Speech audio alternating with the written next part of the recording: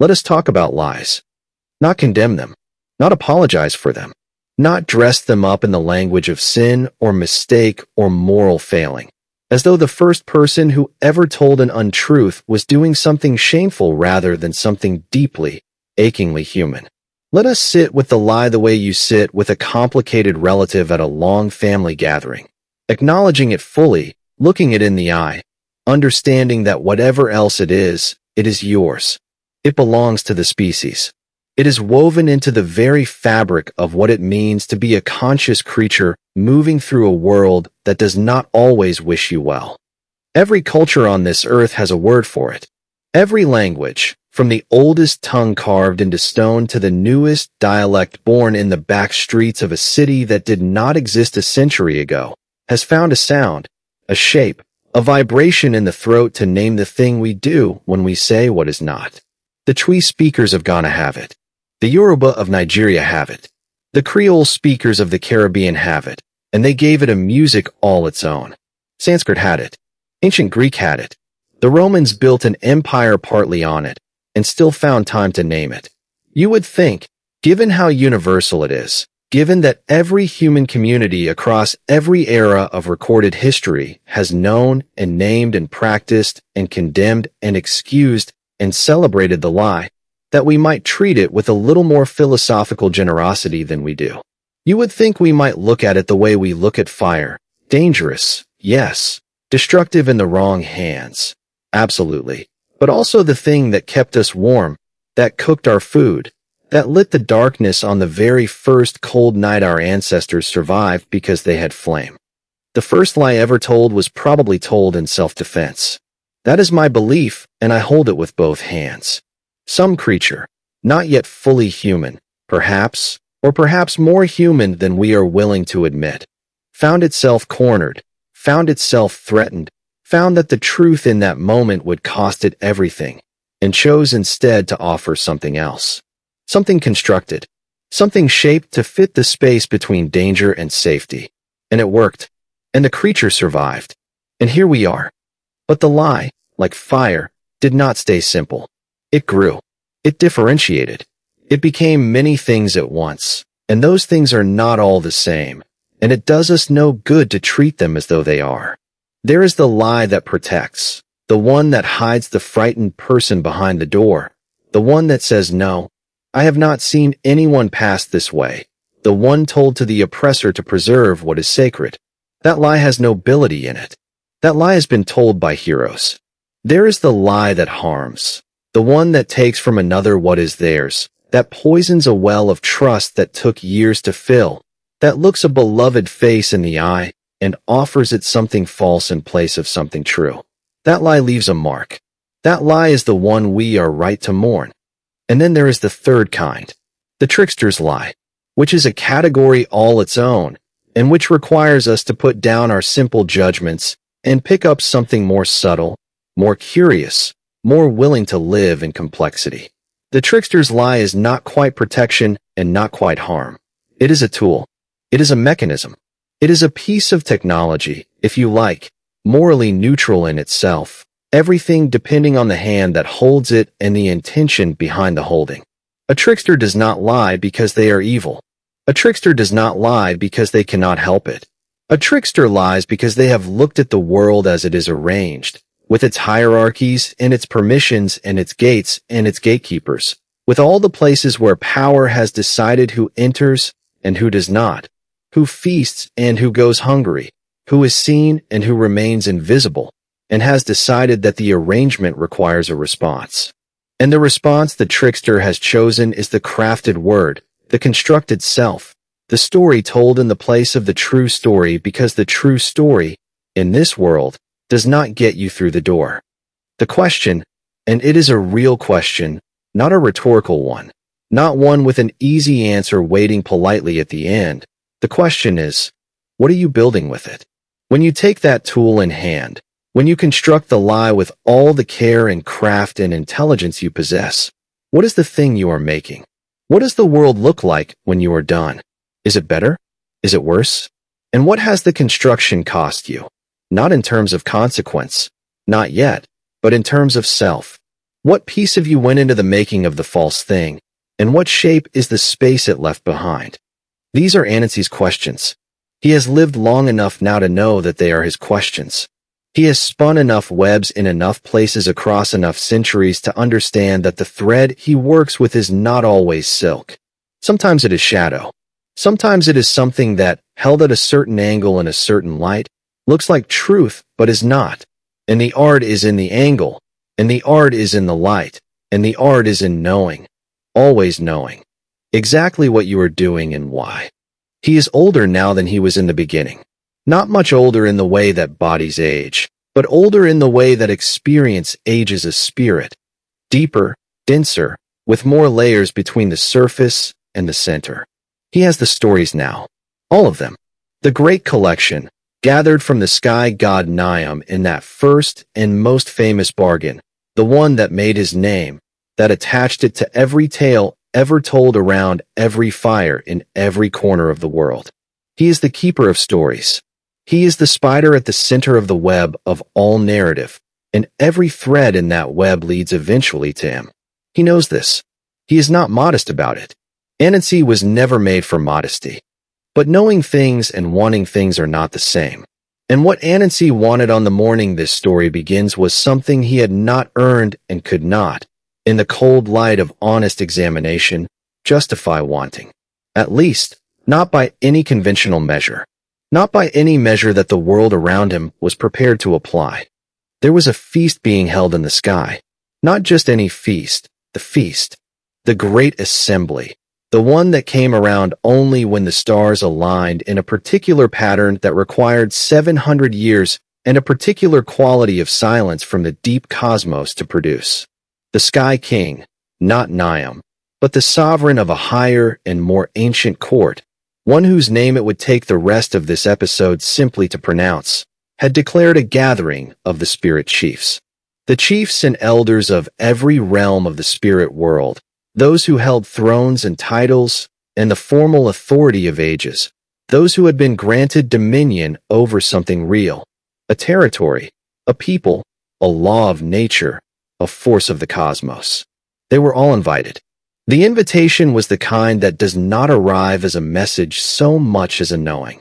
You simply became aware, one day, that you were expected, and the awareness carried with it all the weight and ceremony of a formal summons from the highest court there is. The feast was described in the spirit world the way certain things are described when they exist at the outer edge of what language can reach, in superlatives that immediately feel insufficient.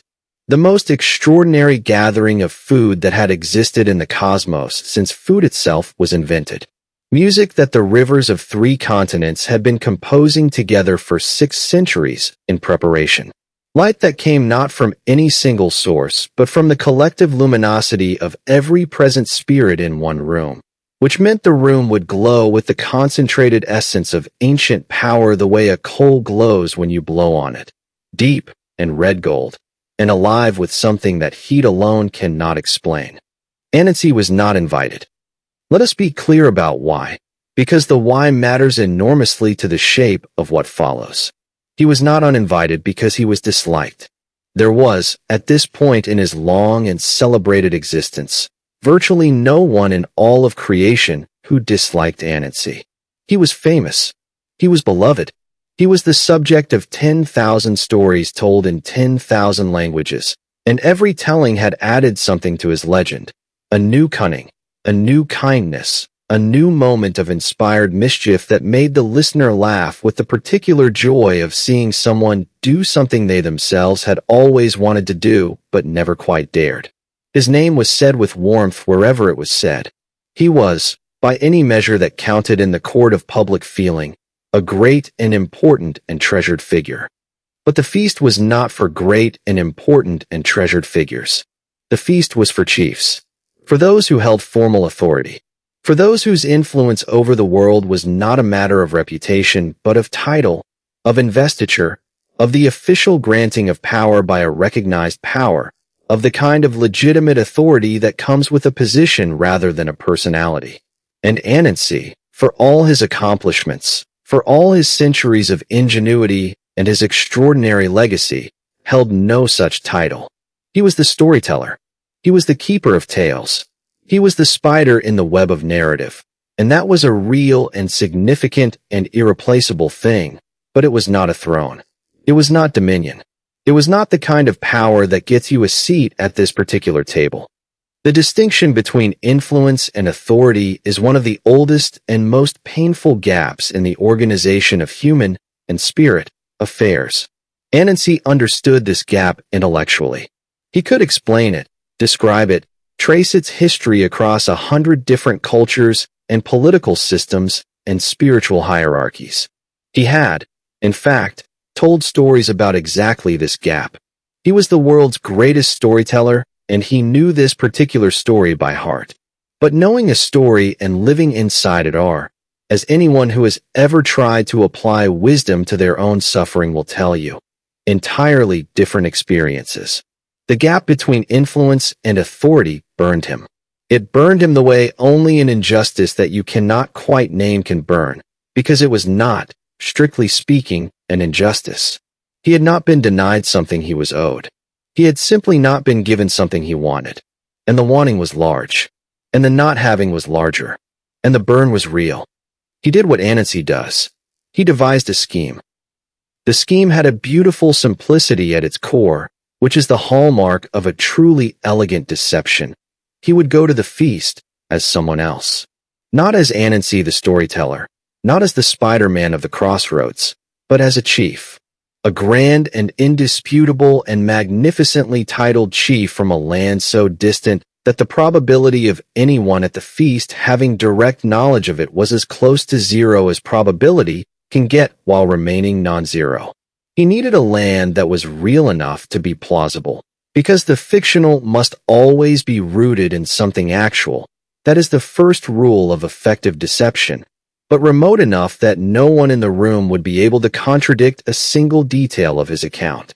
He spent 3 days in his web, which for Anansi is a very long time indeed, spinning not silk but story, building not a trap but an identity, constructing a person from the inside out, his history, his title, his kingdom's geography, its customs, its particular relationship with the sky and the river and the land, its founding myth, its most celebrated moment of triumph, its most significant treaty, its most beloved festival.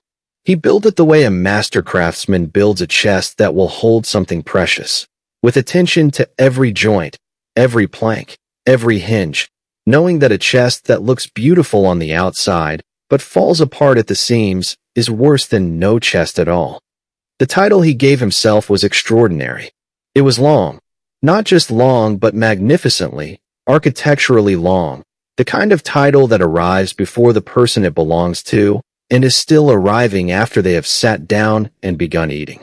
It combined, in one sweeping grammatical gesture, references to ancestry, territory, divine appointment, military distinction, scholarly accomplishment, and a particular quality of moral virtue for which he invented a word in a dialect that did not quite exist, but sounded as though it had been spoken for centuries. By the time anyone had finished hearing it, let alone repeating it, the mind was too occupied with the logistics of retention to leave any space for skepticism. This was intentional. This was, in fact, the most technically sophisticated part of the entire operation. A long title is not just impressive, it is exhausting. It depletes the listener's capacity for scrutiny.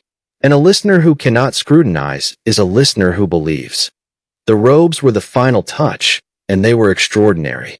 He wove them himself, working through the night with a precision and artistry that went beyond even his usual standard, because he understood that in a room full of beings who had spent centuries accumulating the visual language of power and authority, his clothing would be read before a single word of his invented history was spoken. He drew down threads of moonlight, actual moonlight, the silver-white filament of it that hangs in the air on a clear night if you know where and how to reach, and wove them together with the finest silk from his own body, the silk he kept for the work that mattered most. The result was a garment that seemed, in every light, to be made of something slightly more than fabric. something that had a quality of authority woven directly into its structure, as though the cloth itself had been invested with dignity by some long-ago ceremony in some distant high place. He stood before the still water and looked at what he had made, and he was, for a moment, almost entirely satisfied. The robes were magnificent. The title was impenetrable. The story was airtight. He was ready. He arrived at the feast on the back of a cloud, which was the correct mode of arrival for a spirit chief of distinction, and he arrived at exactly the right moment. Not first, which would suggest eagerness, and not late, which would draw attention, but in the pleasant middle of the gathering, when the room was full enough to be a room, but not so full that an additional figure would fail to make an impression. He descended from the cloud with the particular unhurried grace of someone who has descended from clouds many times before and finds the experience neither exciting nor tedious, but simply routine. This was important. The performance of belonging is largely a performance of effect, of what you choose not to feel, what you choose not to show. And the feast. Oh, the feast. Let us spend a moment here, because it deserves more than a moment. Because some things in this world and every other world are simply beautiful enough to demand their full accounting regardless of the circumstances surrounding them. The hall where the feast was held existed in a region of the cosmos that has no precise address. It is the kind of place you can only reach when you have been invited, which means that its location is partly spatial and partly a matter of permission, a meeting point between a physical coordinate and a spiritual state of access. The ceiling, if it was a ceiling, was high enough that the top of it was lost in a luminous haze. Not darkness, never darkness in a place like this, but a soft, breathing luminescence, the color of the sky an hour before dawn, when the first blue is just beginning to separate itself from the black.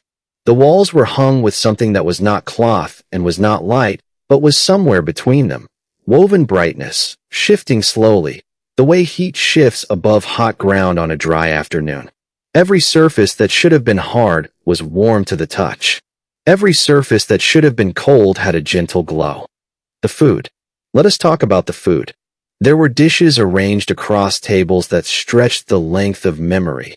And in this hall, memory was longer than in most places. Dishes that represented the culinary accumulated wisdom of every culture in creation.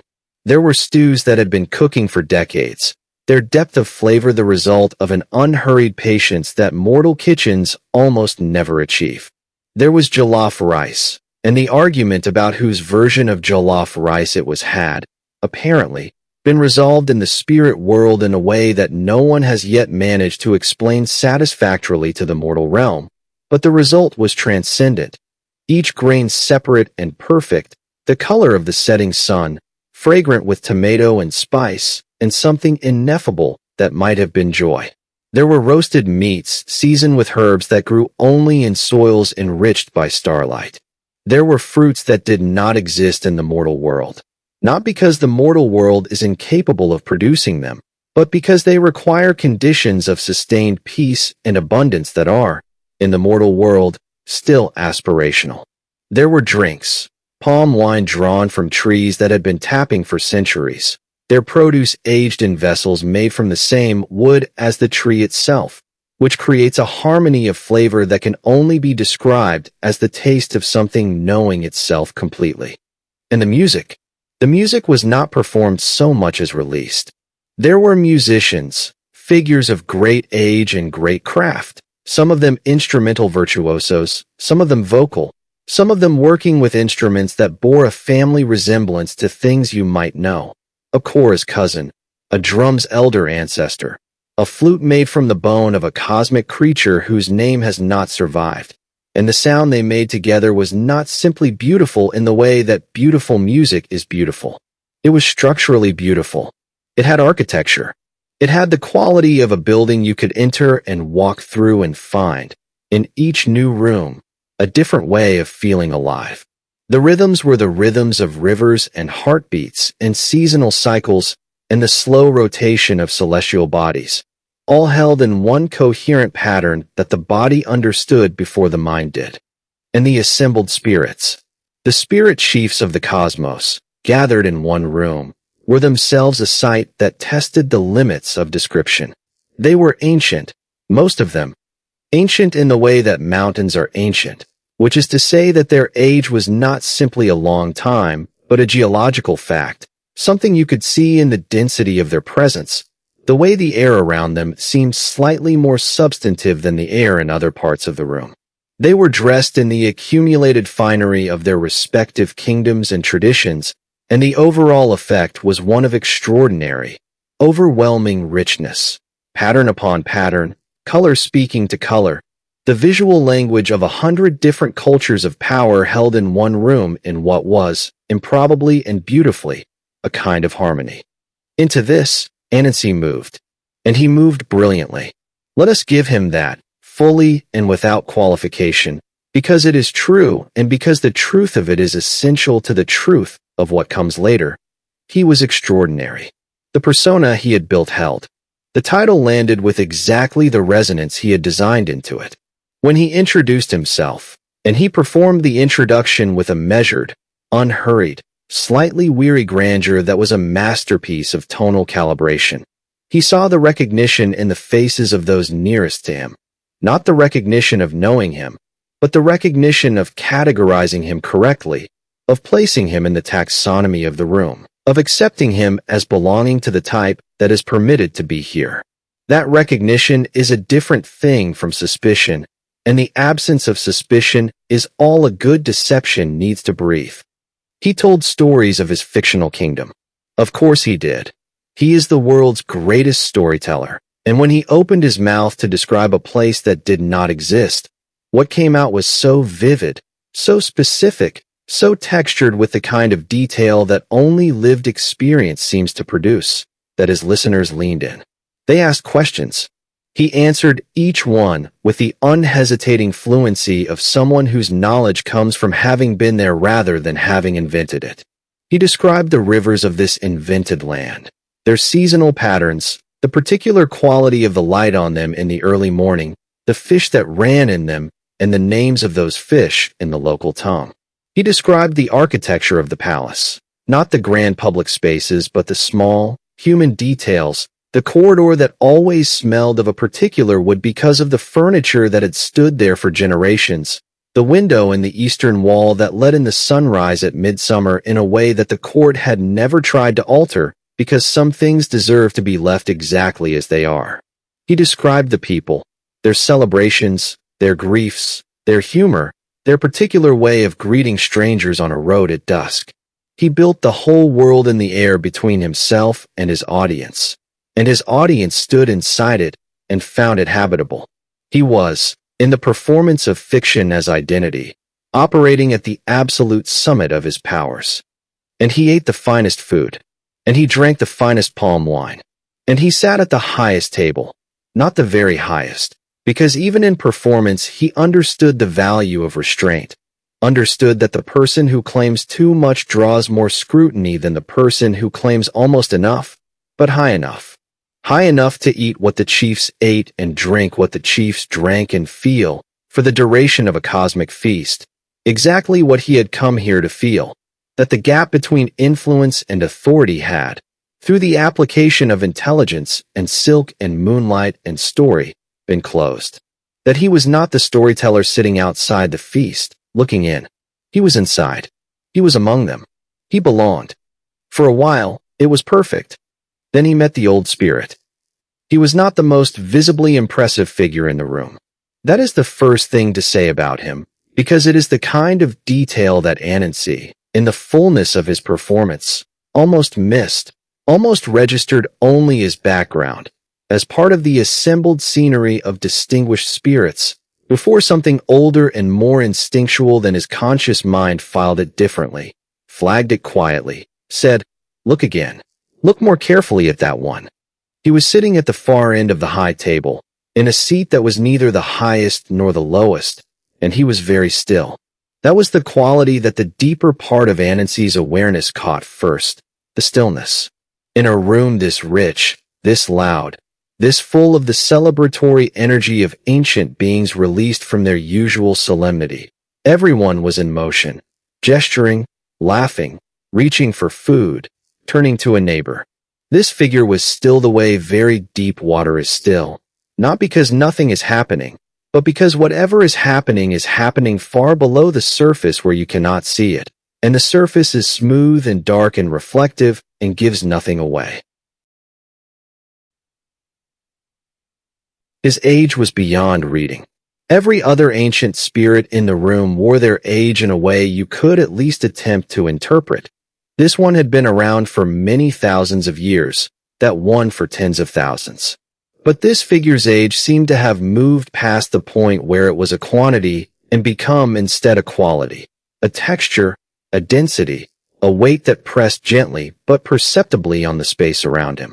His eyes were the color of deep river water where it moves over very old stone, dark and clear, and inhabited by something that had been watching for longer than the watching could be counted. He was dressed simply, which was itself a kind of loudness in this room. Simplicity, in a gathering of this much accumulated finery, is its own statement, its own performance of a power so settled it requires no decoration. He was listening to Anancy. Had been listening, it became clear on closer attention, for some time. And the quality of his listening was different from everyone else's. The others listened the way you listen to a very good story, with delight, with engagement, with the forward lean of an appetite being pleasurably fed. This one listened the way you listen when you are checking, carefully, and without urgency, whether what you are hearing maps onto something you already know. His mouth held a small, patient smile.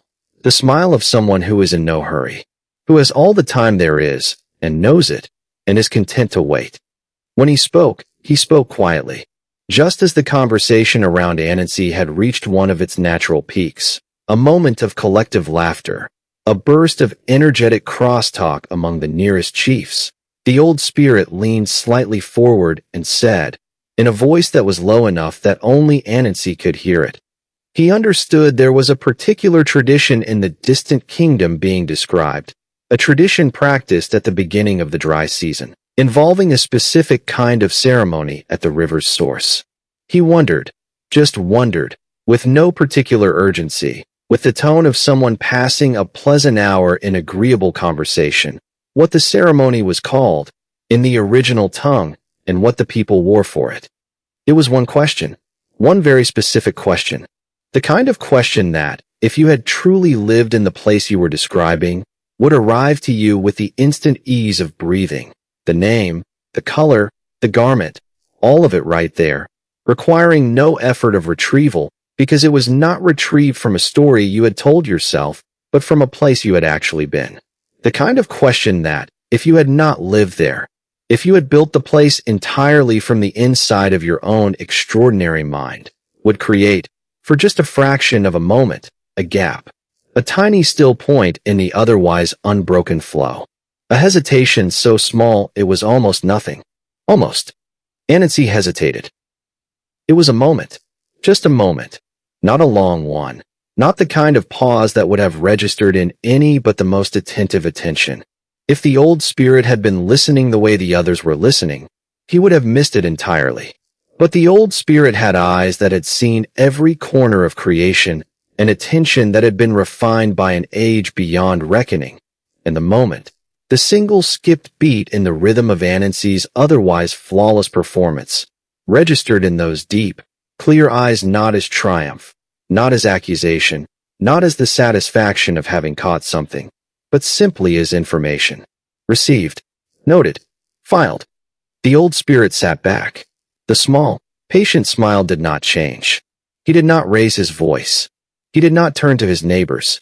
He did not stand. He simply took a long, unhurried sip of his palm wine, and then he said, still quietly, still in that same tone of pleasant conversation, perhaps they might step outside for a moment. Just the two of them. Just for a breath of air. What happened next happened in a space at the edge of the feast, not outside. Exactly. Because in this region of the cosmos there is no outside in the way the mortal world means it, but in a quieter place, a threshold space, where the music was a murmur and the light was gentler, and the gathered power of the assembled chiefs was present as a feeling in the air rather than a direct and immediate fact. They stood in this space, the old spirit and the spider, the ancient and the ageless, the one whose power was the oldest in the room, and the one whose power was perhaps the most unusual, and the old spirit spoke. He said it simply, without malice, without the edge of judgment or the satisfaction of exposure. He said it the way you say something true when you have no interest in weaponizing the truth, only in offering it, the way you offer water to someone who needs it. He said, I know who you are. He said, everyone in that room knows who you are. He said, there is no combination of woven moonlight and invented tidal and spider silk in all of creation that can conceal the 8 amber eyes or the spider's particular quality of motion or the specific intelligence that moves behind a face like yours. The most famous face in the spirit world has been the most famous face in the spirit world for a very long time, and fame of that depth does not yield to disguise. It never has. It never will. Anancy was very still. This, too, was uncharacteristic. Anancy in a corner is usually Anancy already planning the exit, the next move, the pivot, the redirection, the sudden production of another layer of story to cover the one that has just been peeled back. But in this moment he was still. And the stillness was not strategy. The stillness was something else. Something that rose in him from a place below strategy, below performance, below the extraordinary mechanism of his intelligence. A place that was simply feeling, unmediated and real. The old spirit continued. He said, you were not exposed because everyone here loves you. And this, he said, was not a small thing. Love of this kind. The love of the cosmic community for a figure who has given them their stories, who has carried their narratives across centuries and oceans and languages and transformations, who has made the keeping of tales not just a function but a sacred practice. This love is real, and it is old, and it is genuine. And in a room full of those who deal in power, genuine love is rarer than the finest feast and more nourishing than the most ancient palm wine. You came here, the old spirit said, because you felt that love should grant you access. And it does, just not in the way you meant. Love is not the same as permission. It is not the same as a title. But it is, in its own way, the thing that made everyone look away. And that is its own kind of honor. There was a long silence. The kind of silence that is not empty but full of the weight of what has just been understood, full of the specific and irreversible quality of a truth that has been spoken aloud and can now never be unspoken, can only be integrated or refused. Anancy did not refuse it. He took the robes off. Not literally. He could not, in this threshold space, shed a garment made of moonlight and silk in any simple physical sense. But the self he had constructed and worn into that feast, the grand fictional chief from the distant land with the architecturally complex title and the imaginary river ceremony, that self he let go. He let it dissolve, the way a particular quality of light dissolves when the angle of the sun changes. Not violently, not with drama, but completely. Until what remained was simply Anancy. 8 amber eyes. Spider's grace. The face that is the most recognized face in creation. The storyteller. Not the chief. The storyteller. And he stayed for the rest of the feast. He stayed sitting beside the old spirit, who proved to be, once the performance was over and the space between them was filled with something honest, one of the most remarkable conversation partners Anancy had ever had in all his centuries. The old one had been places Anancy had only heard described. He had witnessed the making of things, actual things, fundamental forces, the early moments of rivers and seasons, and the quality of particular kinds of light, that Anancy, for all his stories, had only experienced as narrative. He had a patience in conversation that came from an age so vast that he was no longer capable of rushing, and the effect of that patience on Anancy, who is, by nature, always moving, always 3 steps ahead, always spinning, was extraordinary. It was like coming to rest in a current you had not known you were fighting. They talked, genuinely. The spider who had arrived in costume and the ancient who had seen through it.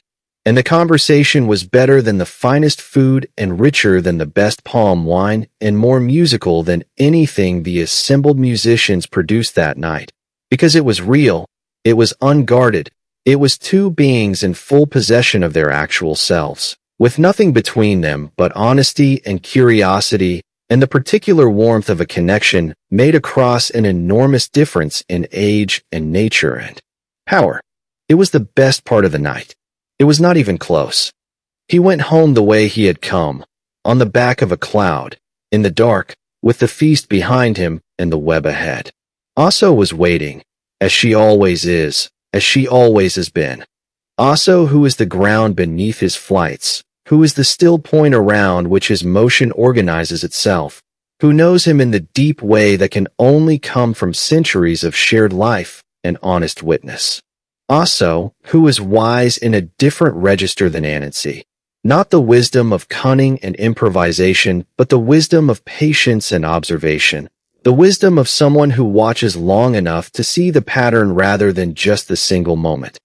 He told her everything, all of it, the planning, the robes, the title, the arrival, the feast, the food and the music and the assembled chiefs, the brilliance of the performance, the encounter with the old spirit, the question about the river ceremony, the moment of hesitation, the quiet conversation in the threshold space, the shedding of the constructed self, the conversation that followed. He told it the way he tells things when he is not performing, not as a story shaped for an audience, but as a sequence of events that happened to him, with all the roughness and inconsistency and emotional texture of experience that has not yet been processed into narrative. He told it while she listened, and she listened without interrupting. This, too, is a gift, the particular gift of the kind of listening that does not require the speaker to explain or justify or prepare the ground for understanding, because the listener has already prepared it, internally, by the simple act of caring enough to receive whatever comes without flinching. She listened all the way to the end, and when the end arrived, she was quiet for what felt, in the web's stillness, like a long time. Then she asked, was the food worth it? He opened his mouth to say yes. The yes was right there, immediate and obvious, because the food had been extraordinary, more than extraordinary, exactly what he had hoped for, and then some, and he had tasted things that night that he would be describing in stories for the next several centuries. The yes was honest in every technical sense. The yes was true, but it did not come out. He stopped. He felt himself stop. And in the stopping there was something, some process of examination, some turning over of the evening's full weight, some interior accounting that was neither comfortable nor quick. He thought about the feast. He thought about the performance.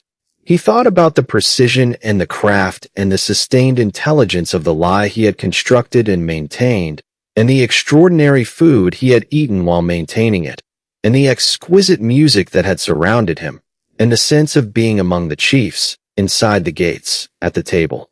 And then he thought about the threshold space, the stillness, the old spirit's voice, the moment the robes, the real ones, the constructed self, dissolved, the conversation that came after, the quality of that conversation, the feeling of it.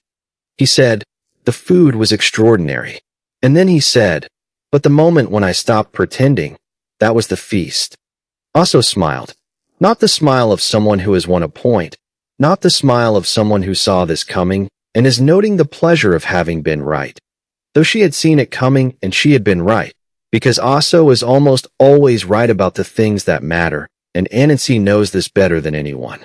She smiled the way you smile when something you believed in finally arrives in the form of lived experience, when the thing you hoped someone you love would one day understand arrives not as a lesson given from outside, but as a discovery made from within. She smiled with the particular quiet warmth of someone who has been waiting, not impatiently, for exactly this. She already knew. Of course she already knew. She always already knows. That, too, is a kind of power, and it requires no title at all. Now let us pause here. Let us take a breath. Let us look at what we have just witnessed, and let it mean something beyond the story, because this is what oral tradition has always done. It has never been content to merely entertain, though it does entertain, richly and without apology, because the griot knows that a story that does not catch you first with pleasure cannot hold you long enough to change you. But once it has caught you, once you are inside it and warm and fed and leaning forward in the firelight, then it speaks to something deeper.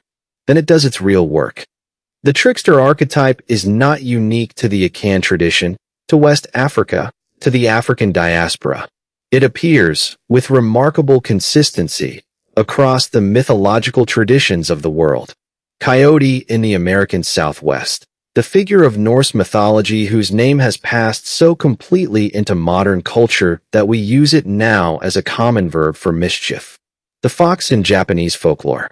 The raven among the peoples of the Pacific Northwest. Loki, Hermes, the divine messenger who is also the divine troublemaker. The god of the liminal who is always crossing boundaries, always operating in the space between the categories rather than safely within one of them. The trickster is everywhere because the trickster is not a cultural invention but a cultural recognition, a naming of something that exists in the structure of consciousness itself, in the gap between what the world is and what we need it to be, in the persistence of wanting in the face of limitation. And everywhere the trickster appears, across all these traditions and all these cultures and all these languages, the trickster is flawed. This is not accidental. This is not a failure of the storytelling. The trickster's flaws are the point. Because what the trickster tradition is really doing, what it has always been doing, underneath the entertainment and the laughter and the spectacular ingenuity, is examining the full complexity of what it means to be alive and conscious and wanting in a world that is not organized around your wants. The trickster is the part of us that refuses to accept the arrangement as final. The part that looks at the gates and the gatekeepers and the guest lists and the hierarchies of permission and says, "But why?" And then, when no satisfactory answer arrives, says, "Well then, watch this." West African oral tradition and the Caribbean and diaspora traditions that grew from it, that carried it across water and centuries and the greatest rupture in human history, that kept it alive in new languages with new names and new places, because stories are sometimes the only thing that cannot be taken, cannot be loaded into a ship's hold, cannot be left on a shore. West African oral tradition uses Anancy's flaws not to condemn him, but to make him real, to make him legible, to make him, paradoxically, trustworthy, because a figure with no flaws is a figure that has been cleaned of its humanity, and a story that has been cleaned of its humanity cannot teach you anything about how to be human. Anancy is beloved not despite the fact that he lies and schemes and sometimes goes too far, but partly because of it. Because we see ourselves in it. We see the hungry wanting, the refusal to accept being left out, the construction of the alternative self that can go where the true self is not permitted. We have all done it. Maybe not with moonlight silk and invented titles, but we have all done it. And here we must speak of something larger.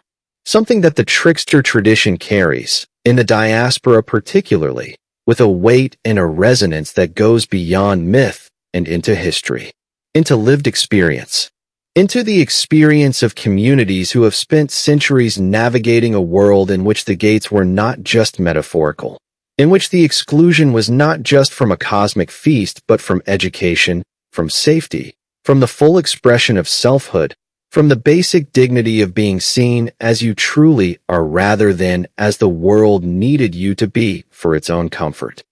W.B. Du Bois, writing at the turn of the 20th century, gave us a term for it, double consciousness.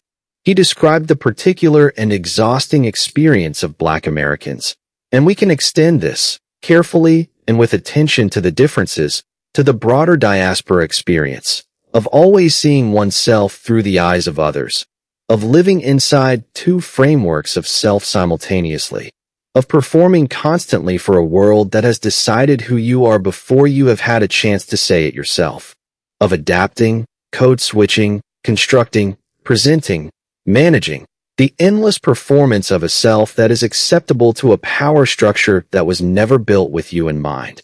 The performance is not dishonesty. It is survival. It is the intelligence of the trickster applied not to a cosmic feast, but to the daily business of moving through a world that has its own very firm ideas about where you belong and what table you are permitted to sit at. And the exhaustion of that performance, the deep, bone-level exhaustion of sustaining an adapted self across years and decades and lifetimes, is something that does not show up in the histories that get written down, because it is an interior experience, a psychic weight rather than a physical one. But it shows up in the stories. It has always shown up in the stories. In every iteration of Anancy, in every version of the trickster across every culture where the trickster has been a survival mechanism rather than merely a mythological convention, you find embedded in the character the full cost of the performance alongside the brilliance of it. The two things are inseparable. The trickster is magnificent and the trickster is tired. The trickster can fool anyone and the trickster longs, more than anything, to stop fooling. The architect of pretense who lives for the moment when the pretense is no longer necessary. The master of the constructed self who finds the deepest rest in the unconstructed one. The trickster who lies is also the trickster who longs, more than anything, to tell the truth. And that longing, that pull toward the authentic self beneath all the layers of adaptation and performance and strategic self-presentation, is not weakness. It is not surrender. It is not the abandonment of the trickster's intelligence and craft and beautiful refusal to be limited by arrangements he did not design. It is the destination of all that intelligence, the place the craft has been building toward all along. The web is not the goal. The web is the way. And what it is the way toward is this, the still center, the moment of rest, the place where you do not have to be anything other than what you actually are. Anancy found it, for a few hours, in a threshold space at the edge of a cosmic feast, sitting beside an ancient spirit who had been around long enough to see through every performance ever attempted and who chose, out of love, not to expose him but to invite him to lay the performance down, who showed him, by the simple act of honest recognition, that being truly seen by someone who has no malice toward you is not a threat. It is a gift. It may be the greatest gift that one consciousness can offer another. We spend so much of our lives arranging ourselves to be seen in particular ways. We are so practiced in the management of impression, in the robes of moonlight and invented title, whatever form those take for each of us, in whatever context, whatever room we are trying to gain access to, that we sometimes forget there is a self beneath the arrangement, that the self beneath the arrangement is not lesser, that it is not more vulnerable, not more exposed, not less worthy of the feast, that it is, in fact, the only self that can ever truly eat.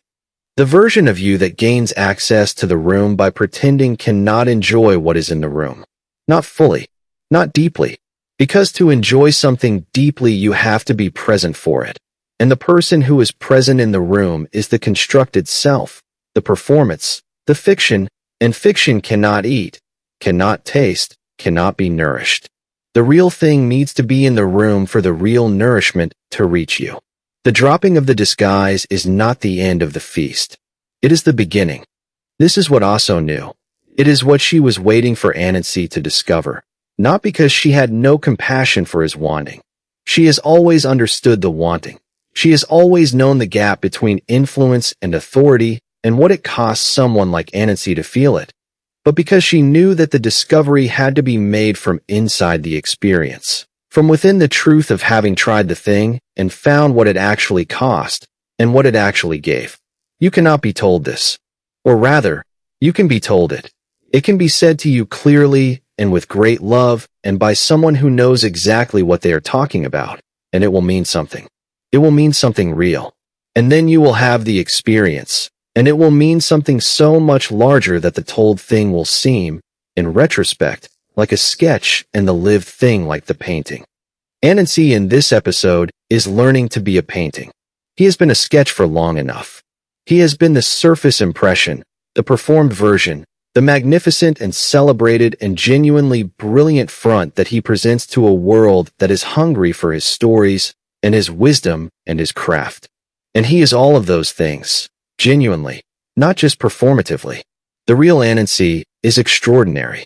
The real Anansi is a figure of such depth and such richness and such complexity that the performance of him, magnificent as it is still only a fraction of the whole.